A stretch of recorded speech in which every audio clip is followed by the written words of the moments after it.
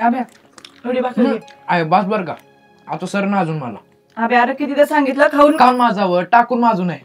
अगं पण मी काय माजलो नाही. आता माणसाला भूक आहे तेवढंच खाणार ना माणूस. पुन्हा अजून नाही खाल्लं की तूच वरडतीस.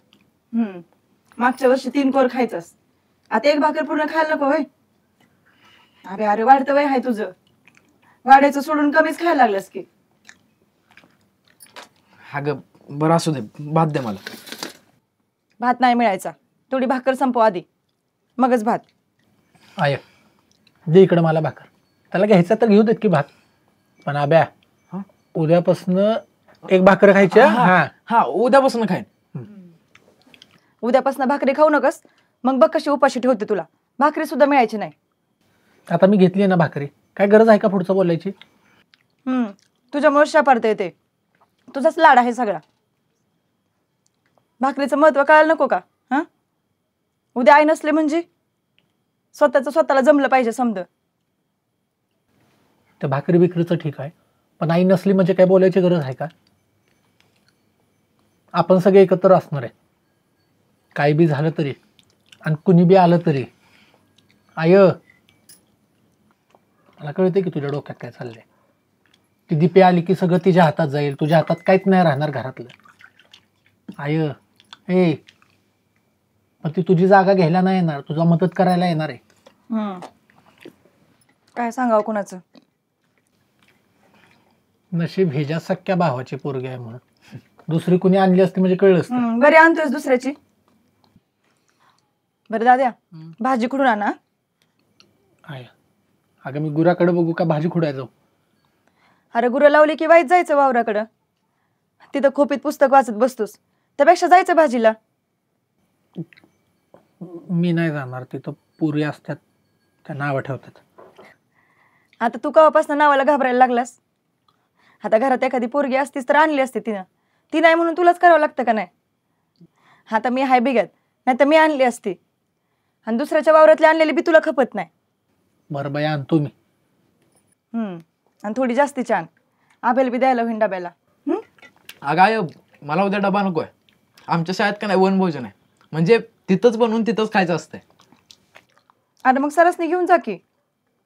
भाकरीच राहू दे, भाजी देते बांधून.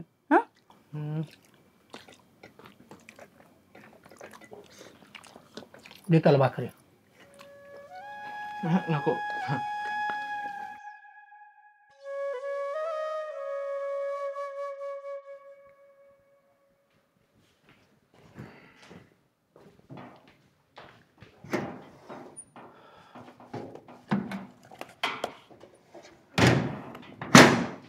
Madam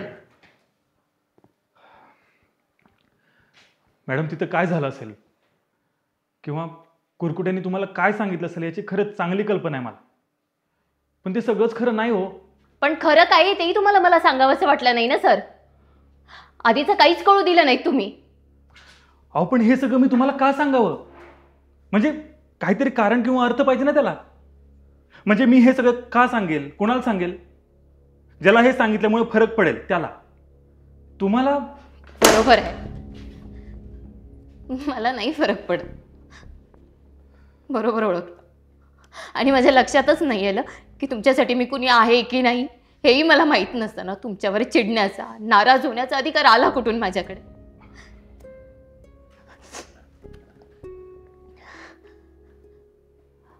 I am sorry. कदाचित मीच चुकीचा विचार केला. कसला विचार? मला खरंच काय कळालं नाही मॅडम. म्हणजे मला हे सगळं सांगायचं नव्हतं असं अजिबात नाही. विषय निघाला असता किंवा गरज पडली असती तर नक्की सांगितलं असतं. त्यात लपवण्यासारखं काहीच नव्हतं ना. पण मला हे इतरांकडून कळण्याआधी तरी किमान मला सांगायचं होतं. कारण मी समजत होते निदान आपल्यामध्ये एक छान मैत्रीचं नातं तरी होतं. नक्कीच आहे. कसं आहे मॅडम, प्रत्येक नात्यात प्रत्येक गोष्ट सांगायची एक वेळ येत असते, म्हणून कदाचित आवर्जून नसेल सांगितलं मी. पण सगळं समजलंय मला सर, आणि मला वाटतं काही सांगण्याची वेळही निघून गेली. कारण कुठलं नातंच उरलं नाहीये तर त्या वेळेची वाट तरी कशाला बघायची आहे. वाईट ह्याच गोष्टीचं वाटतं की इतरांचा इतका आदर करणारा माणूस एका मुलीला अशा पद्धतीनं फसवू शकतो. काय? मी फसवलं? तुम्ही कुरकुटेंवर विश्वास ठेवताय मॅडम? किती अवघड असतं ना. ज्या माणसाला आपण चुकीचं समजतो, आपण दुःखात असल्यावर त्या माणसाच्या सगळ्याच गोष्टी आपल्याला बरोबर कशा काय वाटू लागतात. आणि ज्या माणसाला आपण बरोबर म्हणून निवडलेलं असतं तो माणूसच चुकीचा कसं काय होतो. म्हणजे माणूस चुकीचा किंवा वाईट हे ठरवायची आपण घाई करत नाही, पण गोष्टी खऱ्या किंवा खोट्या हे ठरवायची आपण घाई का करतो. तुमचं हे बोलणं वेगळं आणि वागणं वेगळं आहे सर.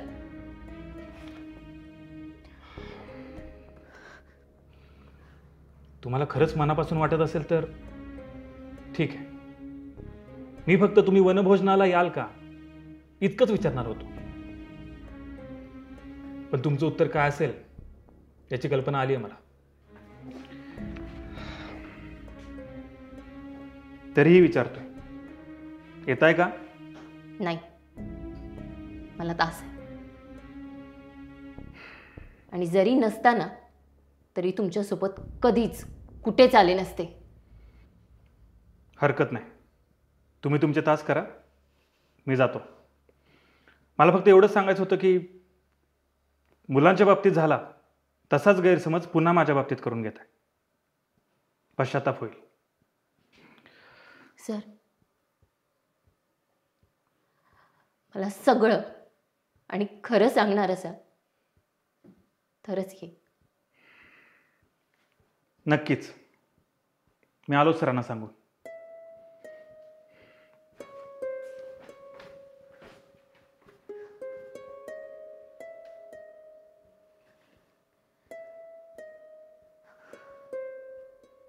ए उरका लवकर, पटापटा आवरा काम चला. ए पल्ली नुसती उभी राहायला काम कर चल. ए अरे उरका की लवकर. ए फावड्या उचल पटापटा पटा कचरा चल. ए डोहल्या सागऱ्या अरे उचल जरा कचरा, वाईट होशील का मी पण कर चल. अय तुला शान होऊ नकोस, गप खाली वाकून काम कर. असं कसं सगळ्यांनी काम करून कसं चालेल. अरे कोणीतरी मुक्कादम नको होय. हो बरोबर आहे की, नुसतं बोलून दम लागतो तो मुक्कादम, हे का नाही?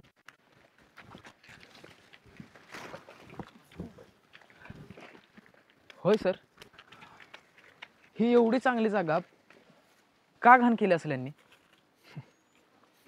काही लोकांना स्वतः पलीकडे काही दिसत नाही अभिजित. गाव, शहर, देश आपला वाटतो ते फक्त 15 ऑगस्ट आणि 26 जानेवारीला. इतर दिवशी ते फक्त स्वतःचा विचार करत असतात. खाऊन पिऊन कचरा टाकताना हा देश त्यांचा नसतो. हो सर, पण हे समजा कचरा आज आपण स्वच्छ करू, पण उद्याचं काय? आपल्या परिसरातला कचरा कुणीतरी बाहेरच्या गावातील शाळकरी मुलांनी स्वच्छ केला, निदान याची लाज वाटून तरी ते कचरा टाकणार नाहीत किंवा टाकलेला उचलतील, नाही का?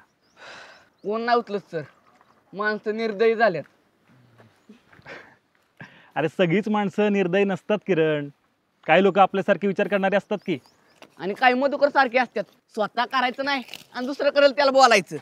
माझं नाव कोणी घेतलं का नाही, म्हणजे कामाच्या गोंधळात नीट ऐकायलाच नाही आलं. बघा सर कशी नाटकी करतोय. अहो सर, सगळ्यांनी काम करून कसं चालेल. सांगणार कोण काम नीट होतंय का नाही ते. अरे मधुकर, स्वतः काम केल्याशिवाय कसं कळणार बरोबर काम कसं असतं ते? हा सर तुम्ही असलं काहीतरी बोलता का नाही, त्याच्या पुढे काही बोलायचं येत नाही. चल फाऊ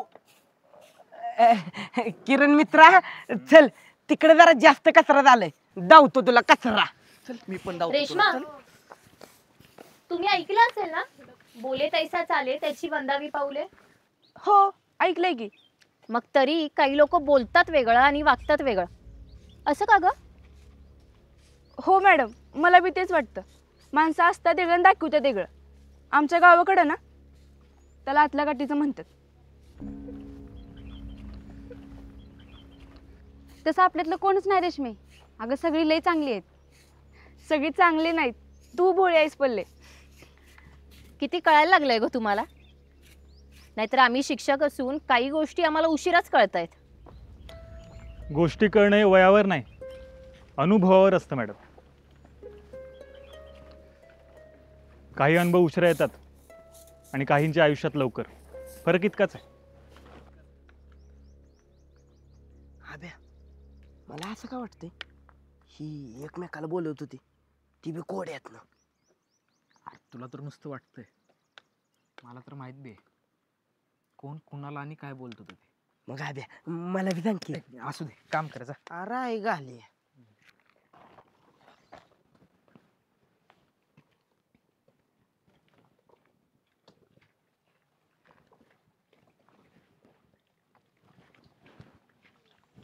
आमच्या गावात तर रोज एकतरी झाड तोडतात रस्त्यासाठी घरासाठी, पण लावत कुणीच नाही. आपण आमच्या गावात पण लावायचं का आपल्या नावाने झाड? अगं पण एवढी झाडं आपण विकत कशी आणायची? आपल्याकडे का पैसा येतोय? मी आणते की. आमच्या डोंगरावर ना अशी लय बारकी बारकी झाड आहेत, मी आणते, तुम्ही लावा. ते गुलाबाचं झाड आणशील का ग माझ्यासाठी? ते नाही आमच्याकडे. आमच्यात आहे गुलाबाचं झाड, मी आणते की रोज म्हणलं तरी, पण द्यायचं आहे कुणाला? अगं काय बी बोलत जाऊ नको, मी चांगलं दिसतं म्हणून आण म्हणले होते. होय, मला वाटलं द्यायचं आहे कुणाला तरी फूल.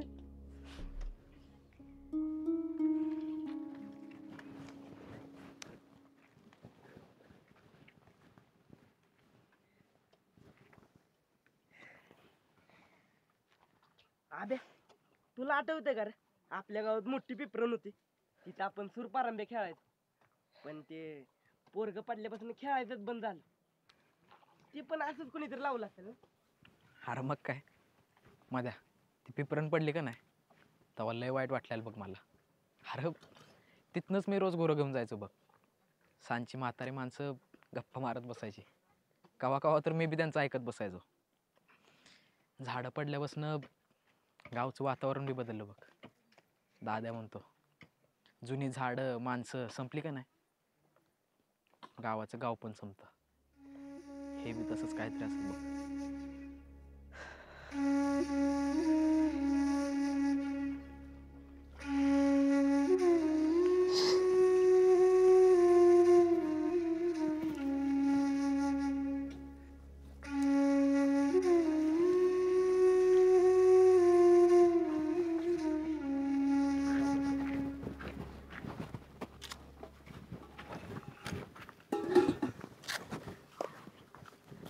वय किरण्या, सागरे अजून जेवला नाही ना?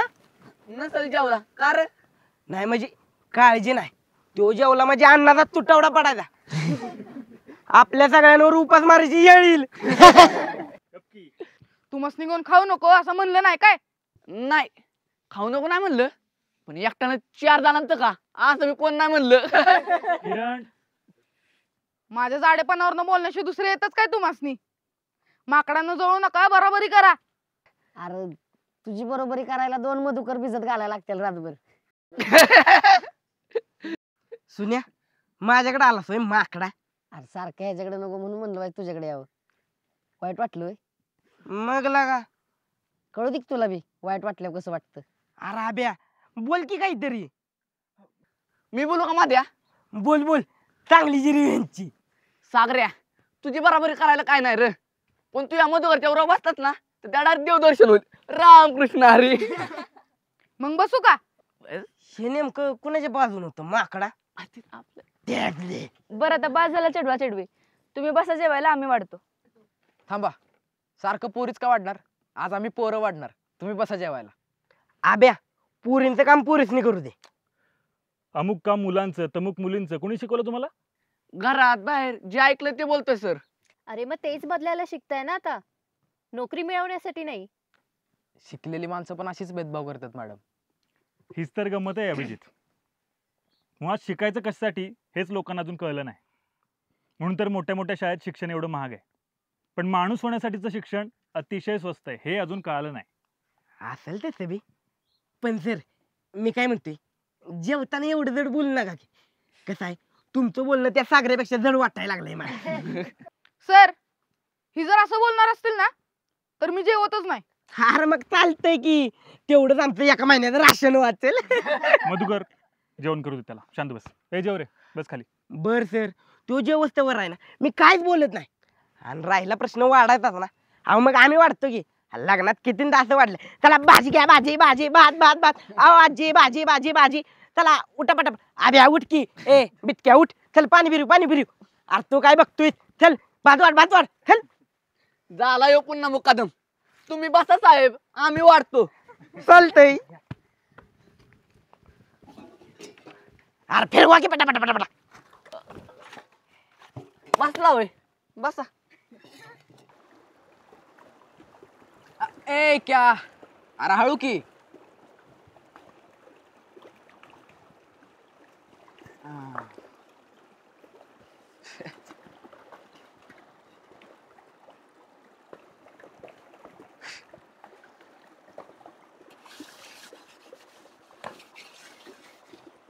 आब्या, हा? तुला वाटत नाही का रे की तुझ्यात काहीतरी बदल झालाय म्हणून? असं फक्त तुलाच वाटतंय. अजून या आजी मला कोणच आणि कधीच म्हणलं नाही. अरे ज्याच्याबरोबर वागलाय तोच बोलणार ना, दुसरे कशाला काय बोलतात? रेशमे, तुला जरी असलं बोलायचं असलं ना मला आत्ताच सांग. मी इथनं जातो आणि मदाला पाठवतो इकडं. आणि तू केवढ्याकडे जाशील हाय ना? तुला नक्की कसली अडचण आहे ग? माझ्या वागण्याची का केवढाची? तुझ्या वागण्याची. त्या बिचारीची मला कशाला काय अडचण असेल? अनाभ्या बघ, अख्ख्या शाळेतनं तिला एकटीला रांगोळी स्पर्धेला पाठवून सुद्धा ती हरली, आणि मी नको असलेल्या स्पर्धेत सुद्धा जिंकली. मग मी काय करू त्याचं? काही करू नगस. मला फक्त एवढं सांगायचं आहे की सगळ्यांचं चांगलं व्हावं असं ज्याला वाटतं ना, त्याचा कवाच वाईट होत नाही. अगं मग तू जिंकलीस तेव्हा बी मला आनंदच झाला की. पण केवढा जिंकल्यावर झाला असतं तेवढं नाही ना. तू किती बी हो म्हणलंस तर हेच खरं आहे आव्या. घरातल्या माणसाचं चूक असलं तर त्याला चूक म्हणायचंस, आणि दुश्मनाचं बरोबर असलं तर त्याला बरोबर म्हणणार होतास तू. मी अजून बी तसाच आहे रेशमी. आणि मी केवढ्याच्या बाबतीत असा का वागतो याचं कारण तुला बी चांगलंच माहित आहे. मला कुठं माहित आहे? दरवेळी मला माहित आहे असं गृहीत धरून तू विषय बदलतोस. आज मला ऐकायचंच आहे, बोल. मग ऐक.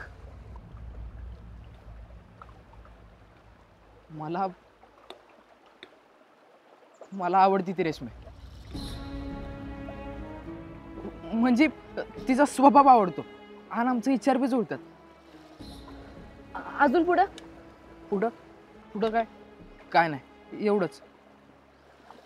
मग असं लय जण आहेत ज्यांच्यावर तुझे विचार जुळतात, मग केवढंच का? कारण ती समजांपेक्षा भारी आहे रेशमी. बस अगं अजून काय ऐकायचं तुला? अजून बी तू खरं सांगणं झालायस अभि, आणि तुला माझा एवढा राग काय येतो हे बी मला चांगलंच माहित आहे. एवढंच असेल ना तर माझ्याबरोबर बोलला नाहीस तरी चालत. अगं असं काय बी काय बोलतास, आणि मला तुझा राग काय येईल? अगं तू तर माझी लहानपणापासूनची मैत्रीण आहेस. लहानपणापुरतीच असते तर किस्त बरं झालं असतं ना, एवढं समजा कळलंच नसतं.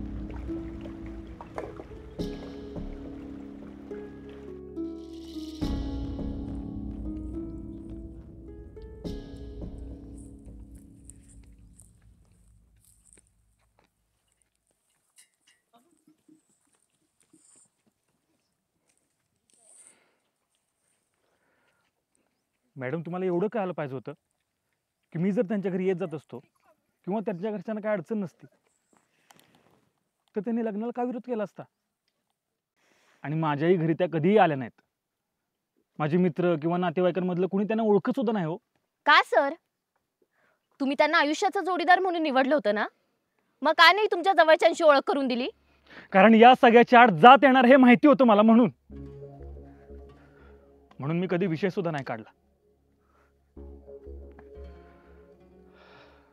सगळीकडून होकार असेल तेव्हाच सांगायचं असं ठरवलं होतं मी. मॅडम शाळेत येत नव्हत्या. मी मुख्याध्यापक सरांना विचारलं आणि त्याच दिवशी ठरवलं की घरच्यांना सगळ्यांना सांगायचं आणि सगळ्या मित्रांना घेऊनच मॅडमच्या घरी जायचं.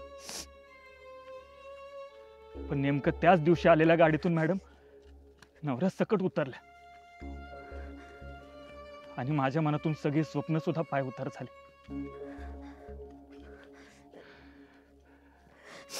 त्यांचं माहित नाही, पण मी अजूनही त्यांनी दिलेल्या आठवणींवर जगतोय.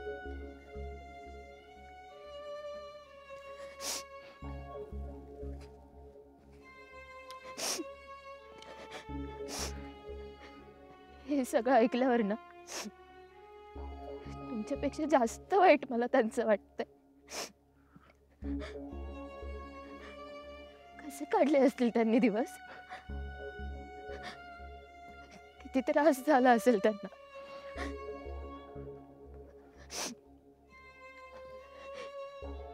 एका बाईसाठी एखाद्याला आपलं मांडल्यावर त्याला मनातून काढणं किती अवघड असतं ना, हे तुम्हाला नाही कळणार सर. नाही कळणार कदाचित,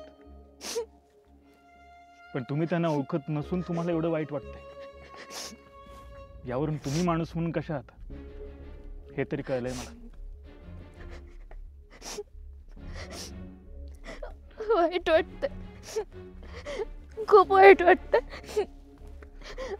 पण समजत नाही कशाच ते. खूपदा असं होतं मॅडम, आपण वरवर किती कठोर दाखवत असलो ना तरी आतून वाटतं एकदा लहान मुलासारखं मन मोकळेपणानं हंबरडा फोडून रडता यावं, चिडता यावं या अवस्थेवर. दार लावून घ्यावं आणि अंधार करून बसावं तासन तास. दूर जावं त्या उजेडापासून जो पुन्हा पुन्हा त्याच माणसाला नजरेसमोर उभं करेल. अजूनही त्रास होतो ना? त्रास नाही होत मॅडम, फक्त जगण्यातून हरवून बसलोय स्वतःला कायमच.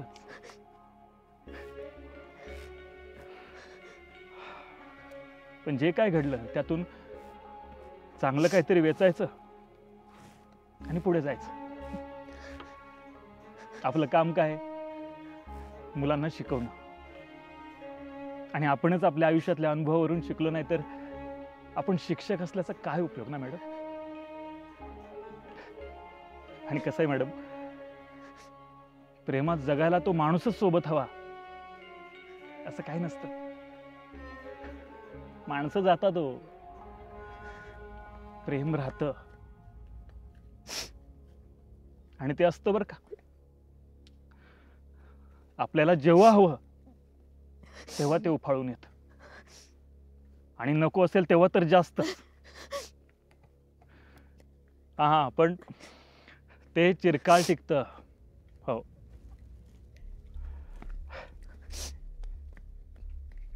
कारण त्याला अजून तरी जात नाही. नशीबच म्हणायचं या देशात अजून तरी प्रेमाच्या मुळाशी जात सापडली नाही.